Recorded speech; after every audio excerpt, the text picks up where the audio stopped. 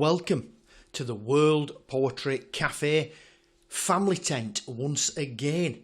I am, of course, David Driver, and this is coming from England, Yorkshire, to be precise. I hope you're all safe and well, still in strange times, and I do hope that this poetry set will bring a smile to your face, and as I've always say, inspire all you lovely people to write poetry, write short stories, and as you can see behind me, inspire, imagine and create on the storytelling board behind, and the saying, under the light of the sun we shall weave our words of magic, and under the light of the moon we shall dream about them. So I do hope that all you lovely people take something away.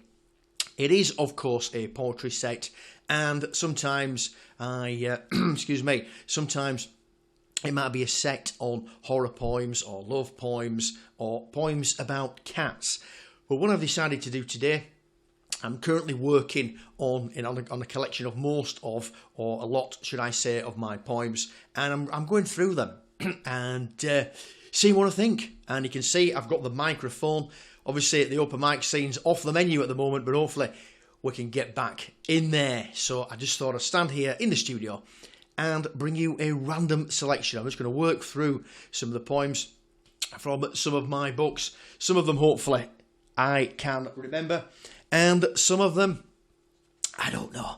We'll see how it goes, because I've got a new haircut. If you've been watching some of my videos, I've got the haircut. I hope you like that as well. Okay, let's get down to business. And this is the first poem. This is one of the first poems that I ever wrote, and it's called Hope, which I think some of us will need right now. And it's taken from Devilishly Dandelicious Poems, which was actually my first collection of poetry, and it's called Hope, and it goes like this. I hope my sunflower will grow. In the ground is my little seed, but I'm worried and really don't know. It's down there with a tough looking weed. In the ground is my little seed. I hope it'll grow tall and strong. He's down there with a tough looking weed. I hope he's not down there too long. I hope it'll grow tall and strong, become beautiful, bright, yellow flower. I hope he's not down there too long. I want to watch him hour after hour, become a beautiful, bright yellow flower, but I'm worried and really don't know. I want to watch him hour after hour. I hope my sunflower will grow. So I do hope that you liked that one. You'll just have to forgive me for flicking through the pages, because I've just folded them over, the ones that I like. And that poem is probably about 6 years old now, and I keep bringing that one up every now and then. This one is called Another Working Insect, and this one went down quite well in America, across the Great Pond, as I would say over here, across the Great Pond. And I haven't shared this one for a while, and this one comes from every year. Well, sadly, not this year. We take a trip down to London for about 4 or 5 days, taking some of the shows, and it was quite an eye-opener for me.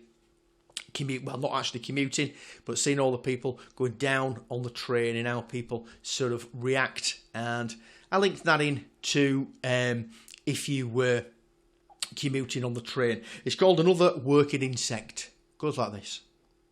On the train, there and back, travelling down the line. I pack a sandwich for the journey, but the coffee is bought and fine. Commuting, computing, computing. Doors open, last stop. Rush through the exit gate. Taxi, taxi. Black cab taxi. Hurry, hurry, hurry up. No one wants to be late. commuting, computing, commuting, computing. Phones ringing, mobiles pinging, emails zinging, spreadsheets brimming. Commuting, computing, commuting, computing. Pizza ordered, name your topping. Fingers on the keyboard, there's no stopping. Coffee drunk in all shapes and sizes. Keep awake now, there's no second prizes. Commuting, computing, commuting, computing. So that was just a sort of a feel, and I'm sure many people, not just in the UK but all over the world, will know possibly about how work can take you over, and you're on your phone and you're on your mobile, and you never seem to sit still. This next one, okay, I've got quite a lengthy one which I'll talk about in a moment. And this one is a fun poem. This was a fun poem. I throw them in every now and then, and it goes by the title of Sandwich. Sandwich, mild content. Just contain mild content, and it's just a funny one. I think it makes people laugh. Do you like my food? Just breathe it in there. Breathe it in there a bit, as I said that. Why do you do that when people talk about your weight? Okay, it's called Sandwich. Sandwich yummy. For me, not you. One slice of bread, then make it two. Butter or marge, small or large. How many fillings? 1, 2, or 3? Who really cares? 'Cause it's all for me. Ham and mustard, chicken or cheese, tuna, bacon, oh, pickle, yes please. Tasty sarnies. And this next one is a lengthy poem, and apart from the poetry, I write children's stories, adult stories, short stories, and I've got a couple of novels out there.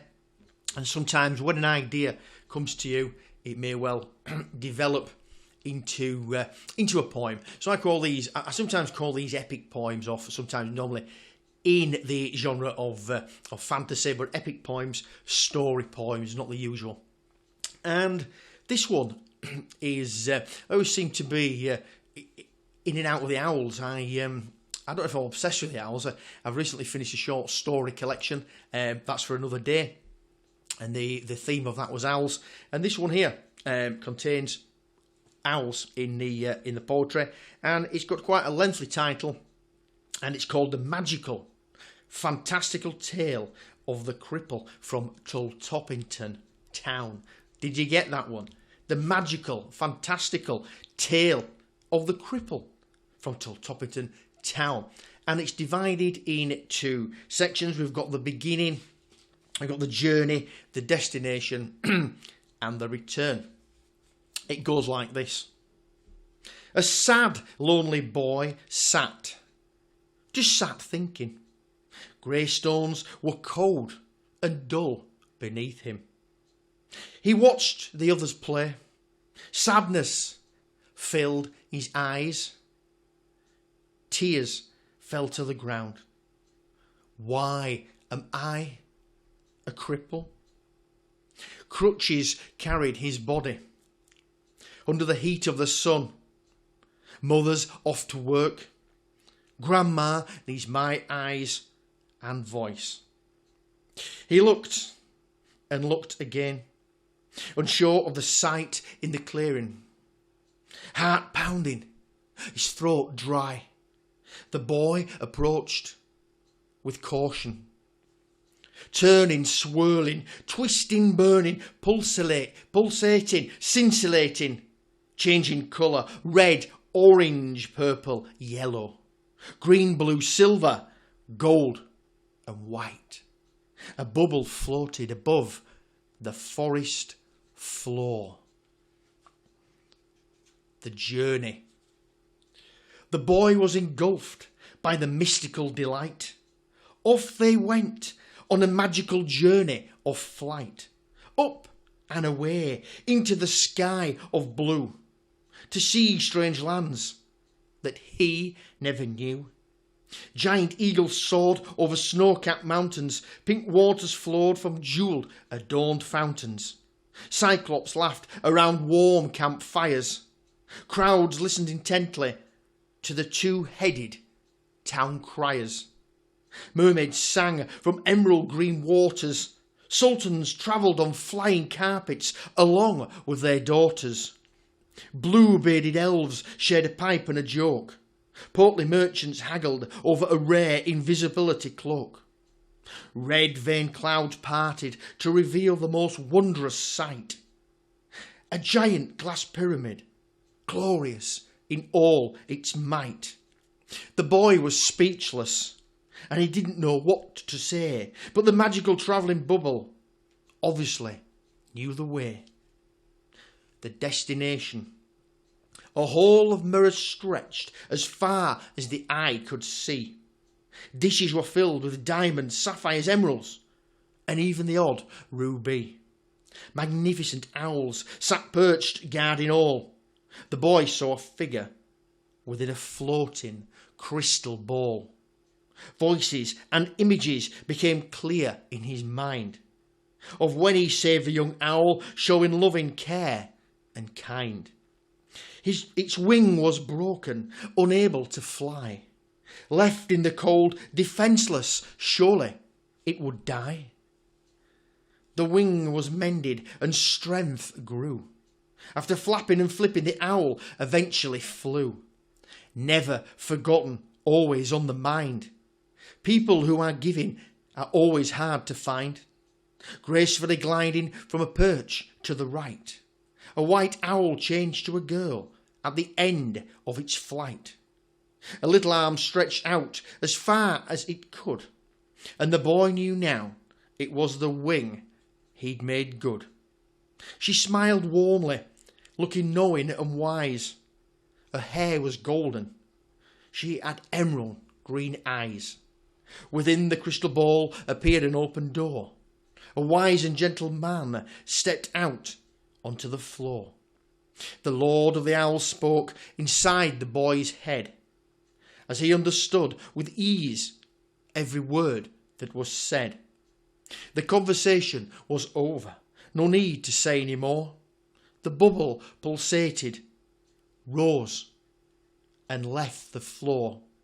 Magnificent owls lined the hall. The Lord returned to the crystal ball.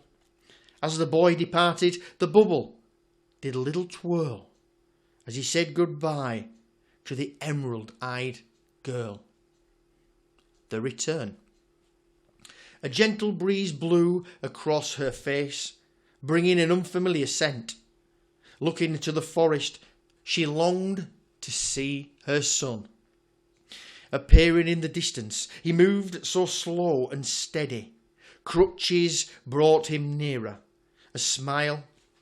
She closed her eyes. Grandad rocked within his chair, calmly speaking his grandson's name. Yes, came the reply. Both were happy again.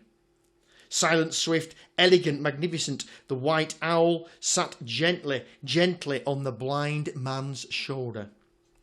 Wings of an angel, soft white feathers unfurled, caressed the eyes to and fro, ever so gently. A cry of joy, a half-spoken word, emotions flooded. I can see once more. Sobbing, standing, the old man saw his only grandson. I can see, my only grandson. Again and again his name was called. The boy just ambled along. A flight of 3 remained. He stopped and gathered strength.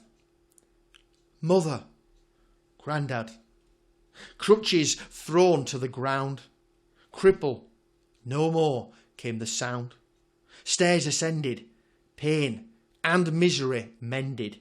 Family reunited, tears, love, excited. The white owl took flight and circled above, looking down on a family filled with kindness and love. 3 embraced, loving each other, a boy, his grandad, and his beautiful mother. Thank you for listening to that one, and I do hope that you liked it. It is one of my favourites, and we'll go straight in. I'm just laughing because I have another one. Another lengthy poem, and I do like writing these. And this one, it's in the same vein. It's a different sort of subject. This is a little bit of comedy, a bit of black comedy, if you like, and it's called The Terrible Tale of Incus Morgville. I haven't shared this one in a while, and I do hope you enjoy it. The sign was there for all to read. Some said it was the blacksmith that dealt the final deed. Others said it was old Mrs. Fig that fired that fatal shot. But all agreed on one thing though, he deserved everything he got. He was Incus Morgville, someone who never gave. The sign read deceased. He was finally in his grave. It all began when he came to the town and purchased the house up on the hill. With deceit and destruction, coupled with a little malfunction, the graveyard started to fill. Incus was loathsome, deadly and dangerous. He only came out in the night.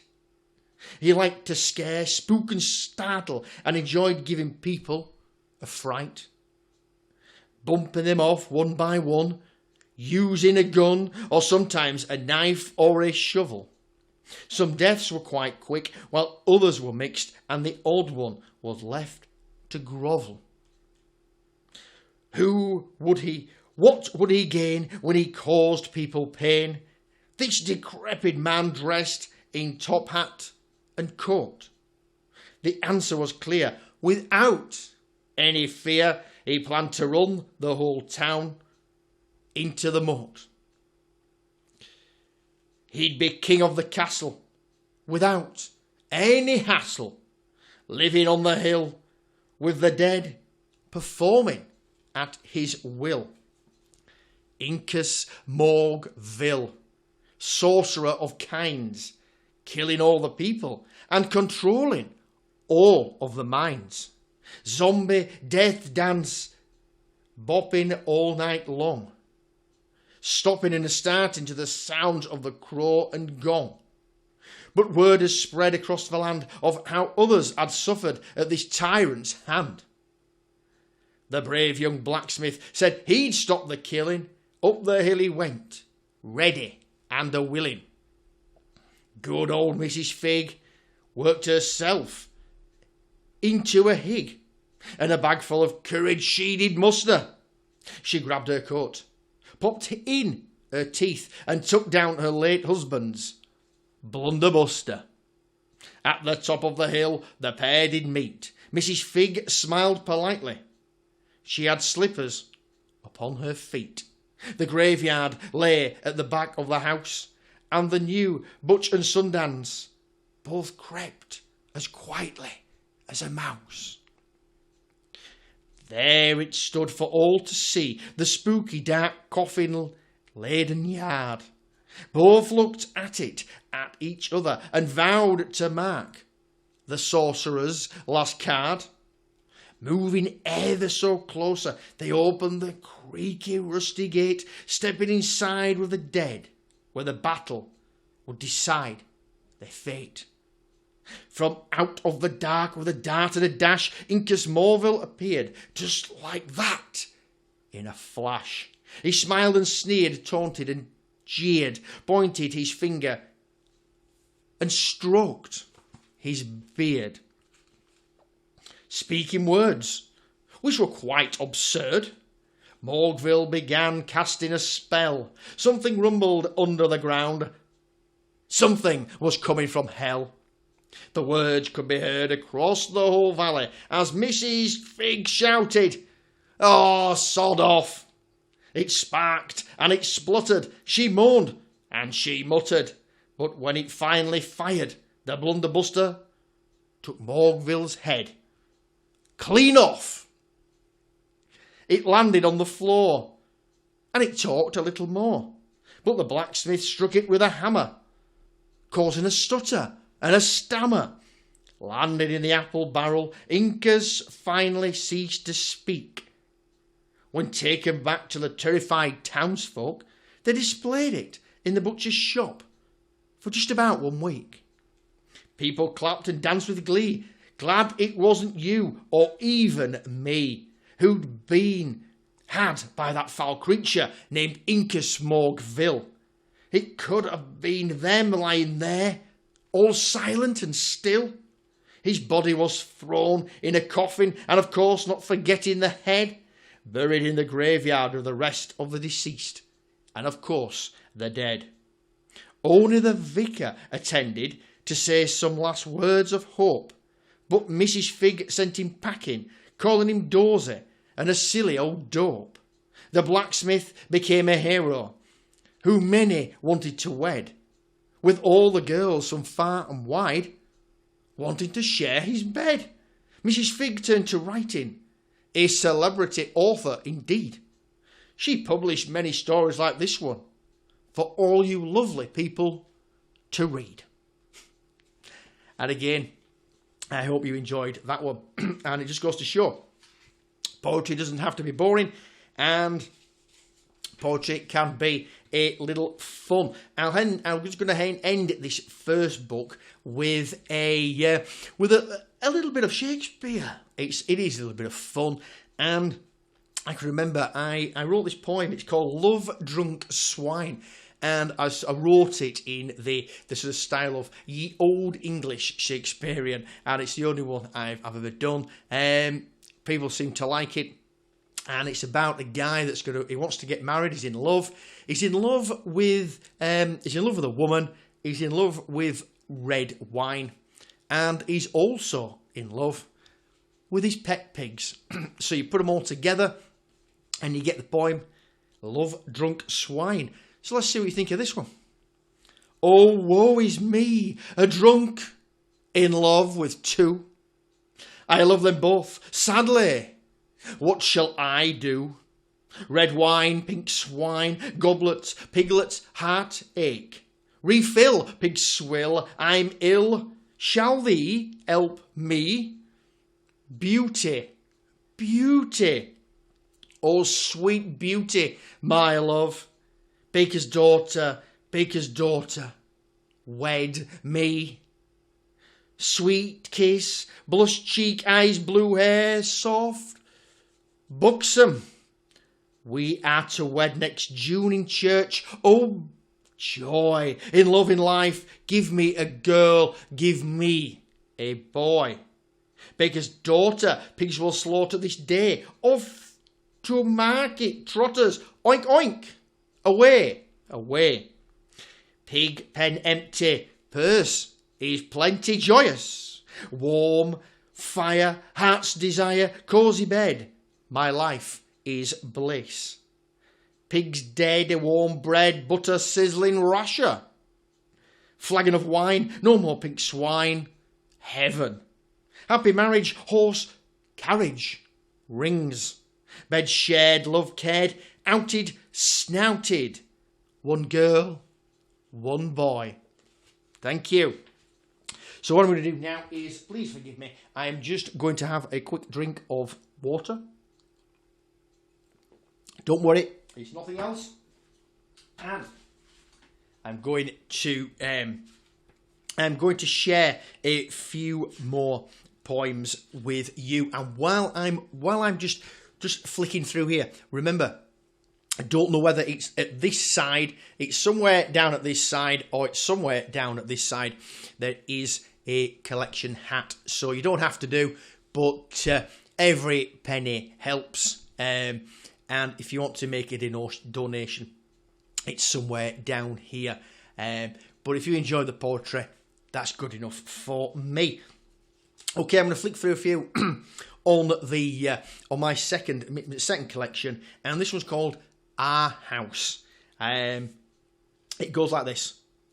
Our house is haunted, but that's just fine, because people come round for tea all of the time. Mother is a vampire.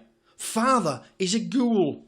Each morning I take my broomstick and zoom off down to school. Mr. Thomas is very cool. He is our history teacher. We're having a séance tonight to speak with Uncle Peter. We have a werewolf in the garden, an octopus in the pond. When Mum hangs out my washing, she also hangs out my wand. Ghosts live in the attic. At midnight, they float down the hall. Uncle Belkers joined them last week after he had an unfortunate, nasty fall. My form teacher is Miss Larkin, and I'm now in class 4F. Our family chauffeur's a hunchback, who really is quite deaf. Every school has a bully, and ours is Sally Hicks. She's really very nasty and always hits and kicks. Sally's coming round for tea tonight, although she shouts and rants.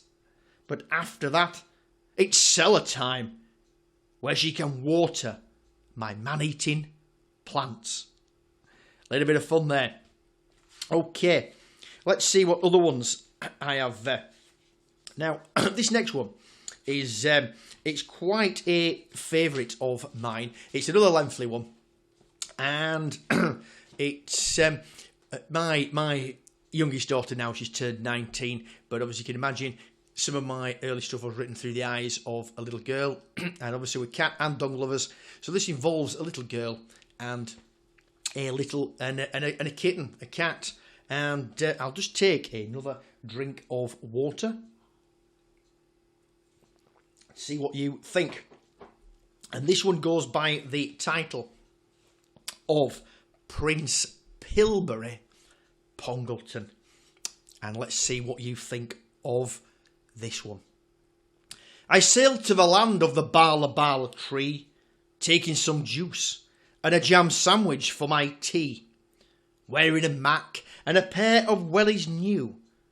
Another accompanied, and that made us two. His name was Pancake, a black and white cat. He wore a sword, a patch, and a big red pirate's hat. The bathtub was perfect, complete with a sail. For a rudder we decided to use Pancake's fluffy tail. The map did not lie 3 miles south by southeast. Under a full moon we both enjoyed a delightful tasty midnight feast. We moored just past 2 by the little wooden pier, where we were greeted by a man. He looked rather queer. He spoke the tongue of the blue macaw. We both looked puzzled, which made communication quite slow. Pancake jumped up and managed to save the day. After several meows, we were politely shown the right way. Soon we were standing inside Thriplington Palace. All eyes were upon us though, most filled with malice. Presenting ourselves to all present in court, a crooked witch approached of the most bent, ugly sort. Her name was Grelith, from the very pit of hell, and I have to say that she did rather smell. Magic words were spoken, and with a mighty puff of brilliant bright blue smoke, there he stood before all, handsome, dashing, wearing a bright red, sparkling shiny coat. Prince Pilbury Pongleton is the rightful heir, not that lying ugly impostor standing over there. He is the hero of this wonderful, fantastic tale. Our plan must surely work now. We cannot surely fail. Swords were drawn quickly. A duel would soon begin. The person thought to be the prince was really a nasty gob all in. The Queen gasped out aloud, and the King turned red with rage. To find out what happens next, I'll read further down the page. Sparks flew as steel clashed, dreams were shattered and hopes dashed. The victor was always obvious, he was never going to fail. Going back a few verses, he had 4 legs and a black and white fluffy tail. Grelif and the goblins had failed with their evil plan. They were hankled very quickly and taken away by the one-eyed jailer man. The king smiled and the queen cried out with joy. Both were very happy that no harm had come to their very precious boy.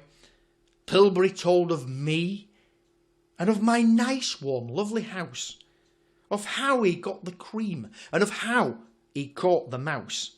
People laughed so hearty, making tongues wag and twitter, but Prince Pilbury Pongleton told no one, about his experience with that dreaded tray of cat litter. So that's another lengthy one, so we'll crack on with the show, and I might come back to that one. Let's see. No, I'll do this one now. We've got a couple more, and this one is another. I've two more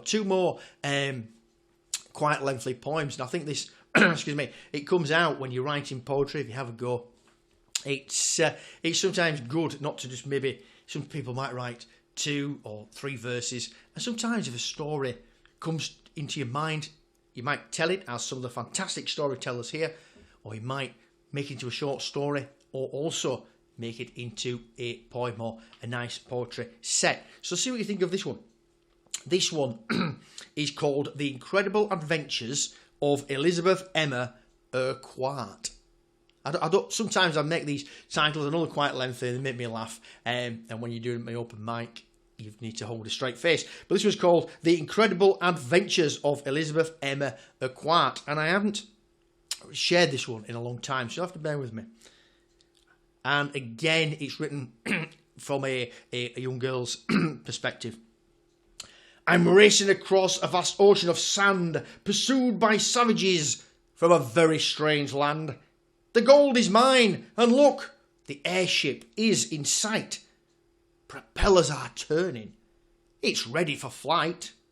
Flying through the air, I grab the rope ladder. With quite a rude gesture, I make my enemies even madder. Arrows whistle past, along with abuse and foul curses.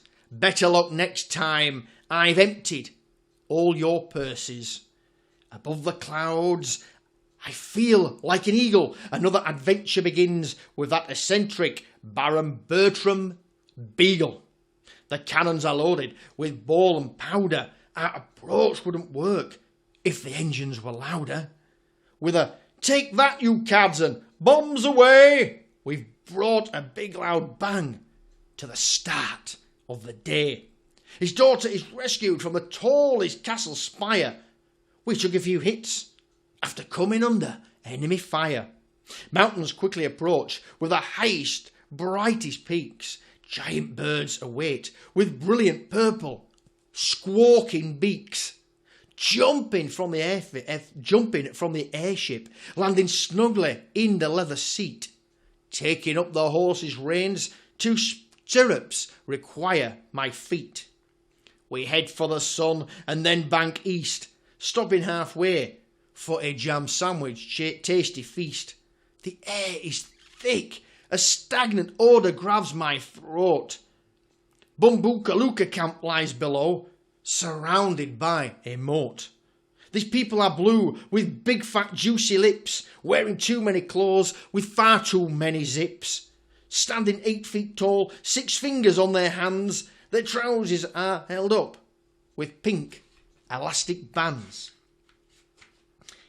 Approaching with caution, stealth and care, I jumped to the ground, treading where others wouldn't dare. Screams, yelps, laughter and shouts came from the mouths of these silly, blue, fat louts. They've stolen a jewel worth lots and lots of money crying with laughter. They thought it was extremely funny. Snatching the sapphire with many facets of shiny blue, we made a quick exit, and then sharply off we flew. Goodbye to the Baron then, and his wonderful, fantastic airship. Jumping into the warm pink water, I fancied a refreshing dip. Sunbathing on an island, the weather's just sunny and bright. Along came a Zacapod, complete with cheese sandwich, of which I took a bite. His name was Mr. Aniseed, and his breath had that acquired taste. This 5-legged man bowed and then scratched his enormous 60-inch waist. They never stopped eating, lived for conversation, smiling and food, only liking the sort of people who are polite and never quite rude. Building a small raft, we jumped aboard and set sail, stopping nearly halfway, where we talked to a friendly humpback whale. Tuna cheese, tomato and ham. The only sandwich not tasted was mustard and ham. Sailing to the land of ancient fables and myths, we landed at noon, where we were presented with gifts. The king's daughter had been kidnapped and taken far away to the land of the Cyclops, where the one-eyed wanted her to stay. This will be one fantastic adventure that I really don't want to miss. But Zacapods are friendly and always grant one wish. I should really get home now and see my mum and dad. They might be getting worried and even a little mad. One magic word spoken and I'm safe within my house, snuggled between the sheets, quiet as a little mouse. The sun will rise, my alarm will ring. What amazing adventures could this new day possibly bring? My eyes pop wide open to a very familiar sound. Jumping out of bed, young feet hardly touch the ground. The bathroom awaits, where I can clean hands, teeth and face. Then it's off to have my breakfast, where I sit at my usual place. Mum finishes first and quickly runs upstairs. When she returns, I receive one of her famous deadly glares. What has she found? What could it possibly be? Dad's in the clear, because Mum's just looking at me. Your pyjamas are pink, there's crumbs in your bed, along with the smell of aniseed, were the words that my mum said. I've only been sleeping, was my quiet girlish reply. I blushed only slightly, but really couldn't think why. Mum looked at Dad and Dad looked at Mum. Neither one of my parents knew for sure of what I'd done. Covering my face, I spoke these words through little hands.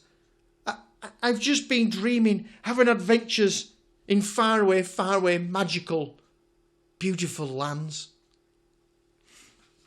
So, just looking through here, I've got another one here. Now this one, I did start off with, did tell you one about a sandwich, and I do like my food, and I do like pies. In particular, I do like pork pies, and this one has a little bit of Yorkshire twang, a little bit of old twang in there.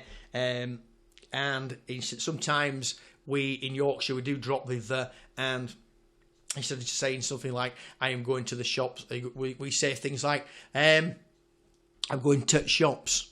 So I do hope that you can follow that one.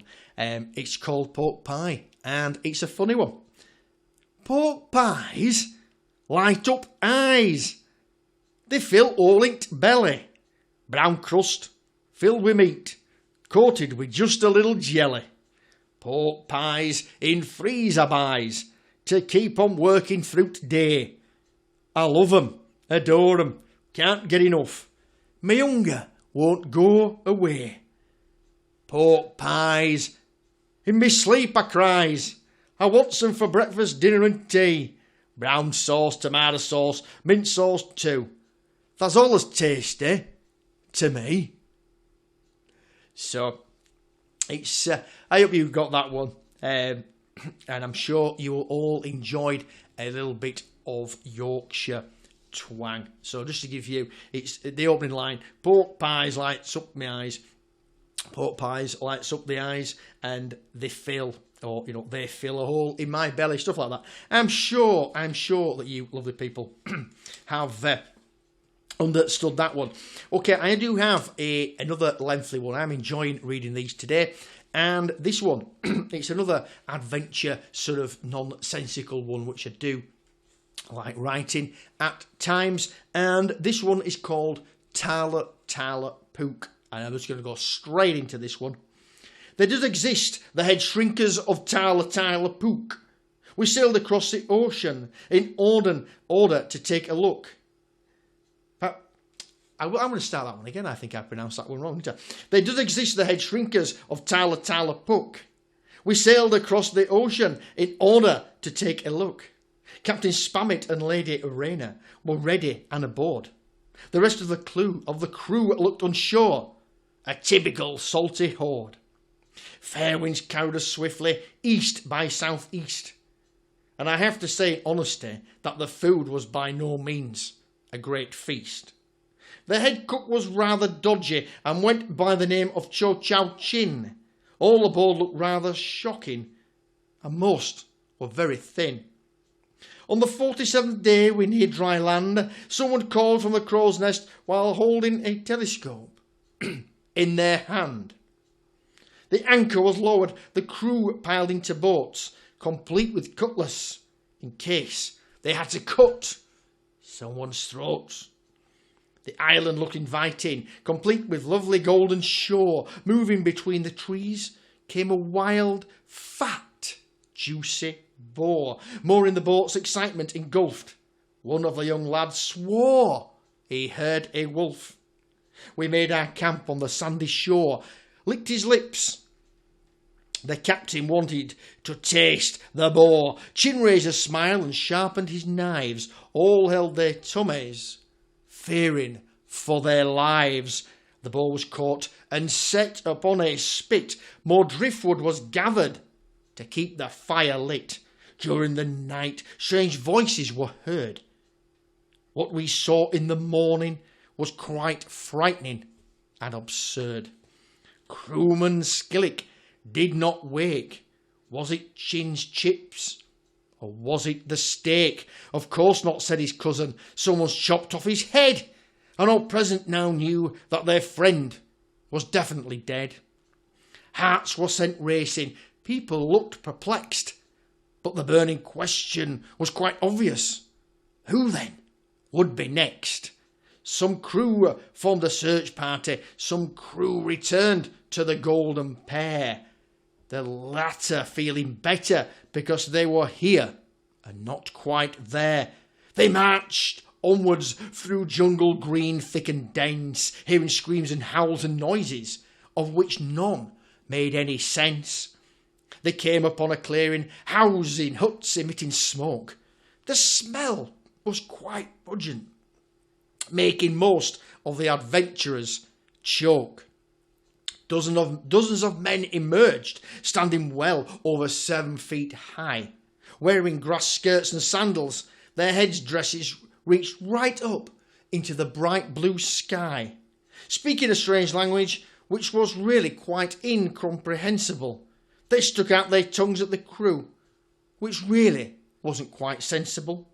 Although they had guns, they were outnumbered by arrows, quickly circling 3, Smith, Jones and Fallows. They were tied to the stake, driven deep into the ground.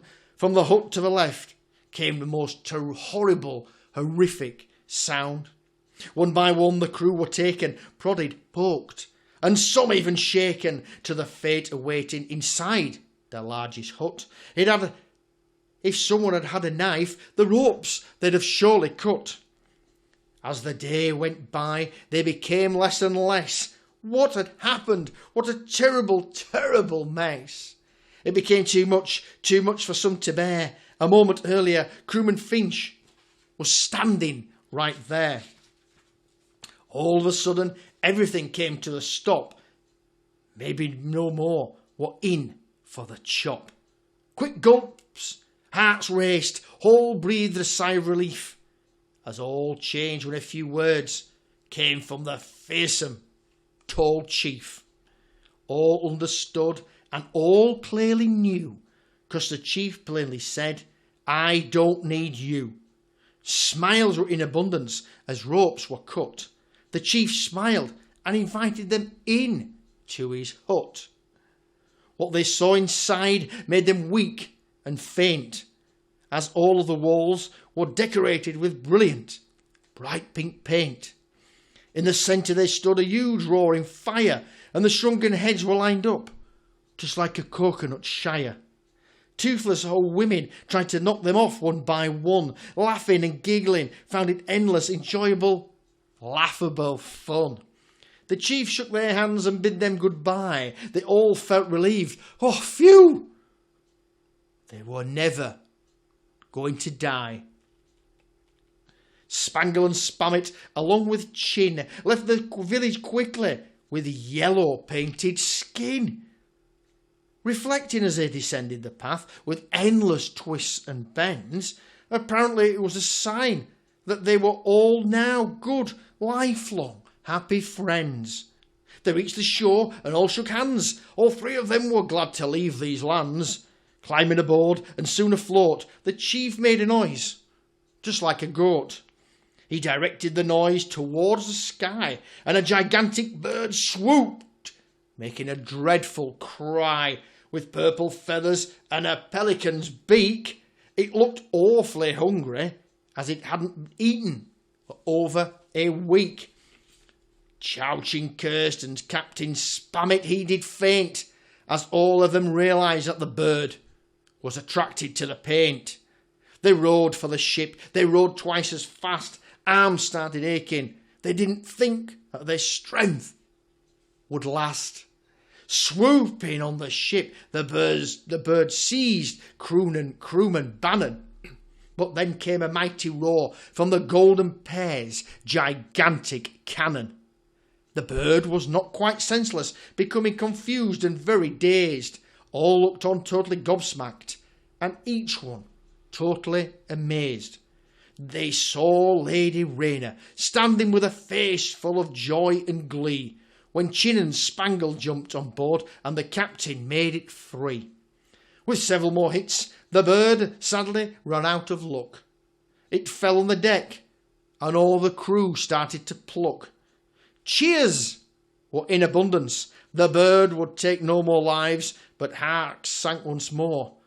When Chin started to sharpen his knives, all turned out well though, as Lady Raina resolved the matter, for she herself cooked the bird, serving up quite a tasty platter. They sailed back home in 43 days, getting lost twice and taking several ways, singing different songs and learning several rhymes, all contained happy words, telling of better times. They anchored in port on the 19th of May, blue sky above, not a single rain cloud to spoil the day. Tongues wagged, heads nodded, people thought it absurd, but all agreed and most laughed at the story that they had just all heard. Some went insane, others went mad, but on the whole, all were quite glad to be free of the ship and Chin the cook. But most of all the land called Tala Puck. Lady Raina became quite a big name, a popular celebrity, having all males of all sorts down and begging on bended knee. Captain Spammit became quite famous, but sadly lost his eye when a hungry eagle swooped down one day as he was sailing by. And what became of crewman Spangle, the teller of this tale, half-starved, thirsty, and looking rather pale? He thought the world should know about the head shrinkers of Tala Puck, and so it is quite obvious. I'm reading it. He decided to write a book. So I do hope that you enjoyed that one. I'll just take another drink of water if that's okay. And finish off with a few. We'll finish off with a few of the. We'll finish off with a few of the smaller ones, and here's a favourite of mine. We'll start off with a cat poem, and this one's called Mr. Fluffington Tidsworth. It is one of my favourite poems, and it's obviously about a cat. We have a cat called Fluffy, and his full name is Mr. Fluffington Tidsworth, and it goes like this. Mr. Fluffington Tidsworth is a very handsome cat. He looks extremely dashing with his cane and his hat. The ladies rather love him. Indeed, a first-class treat. Always is the gentleman, like dancing light upon his feet, strutting down the alley with a swagger and a smile. He's been at number 17, and he's been there for a while. I'll just have a look. Oh, another one.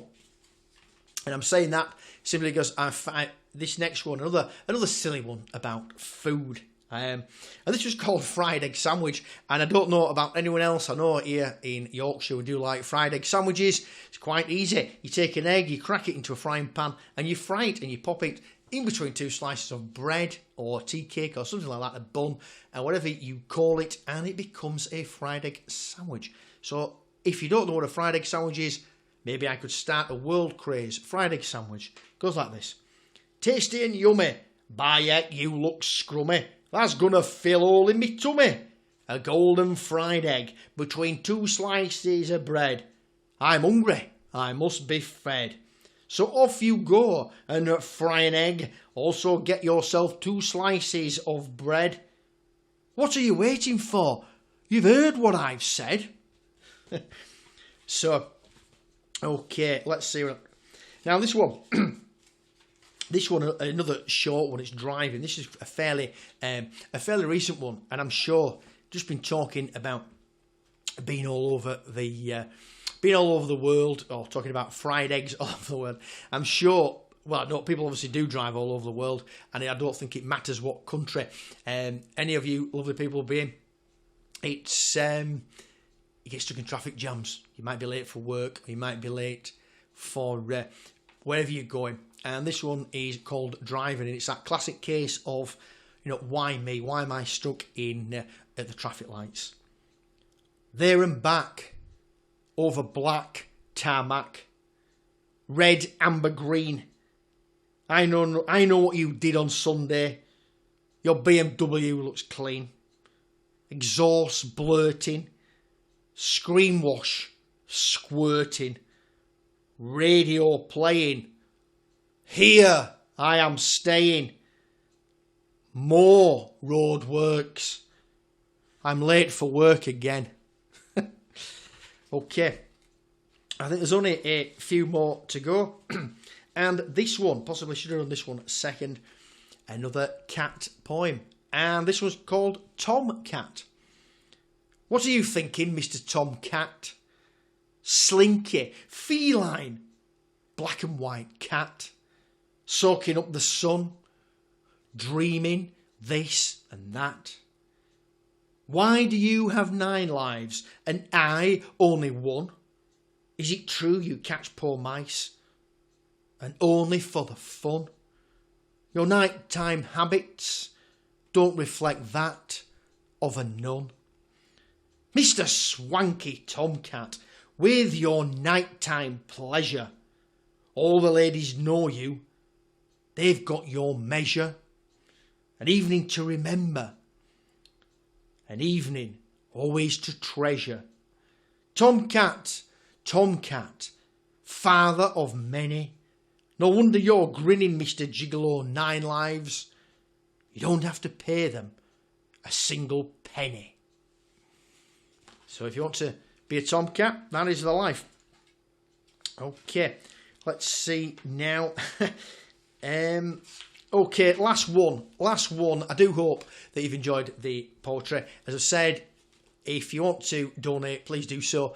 If not, please, I hope you've enjoyed the poetry, and I hope that I've give you some inspiration to go out and write. And please, just check out this fantastic site, the World Storytelling Cafe. It's got the storytellers and the poets. It's absolutely fantastic. So just keep clicking on the buttons and watching the live sets or the past events and everything. It's absolutely fantastic. Keep supporting, and to coin a phrase, keep tuning in. So I've made a little bit of a joke about the food. You've had 3 or 4 quite lengthy poems from me and a few fun ones, and we're going to finish on a food one. And why? Because at the time of recording this, it's just about lunchtime. So when I say goodbye to all you lovely people, I'm going to go get something nice to eat.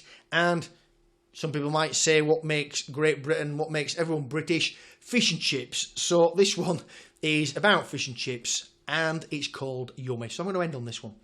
Yummy. Fish and chips. Lick me lips. Pork pies. Excite me eyes. Bananas and custard. Ham and mustard. Sunday dinner. Ain't getting thinner.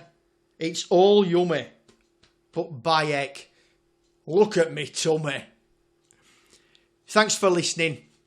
As I've said, I do hope you've enjoyed it. Hopefully I'll be back with another set. But bye for now. Take care.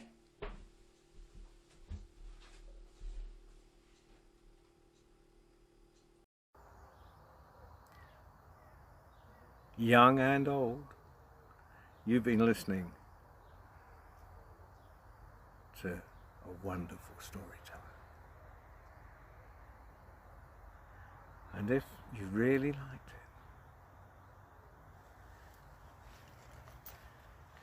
it, if you've got a little money, doesn't have to be a lot. A little goes a long, long way, as they say. And you can afford it.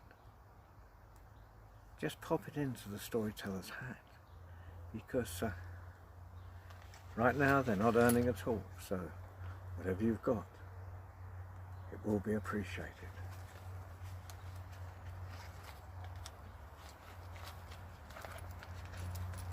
And I'm sure you parents will have set a good example to your children. Oh, it's lovely. I'm only joking. But it will keep some of us going through this crisis. And those of you that are self-employed out there will know exactly what I mean, and you're probably exempt.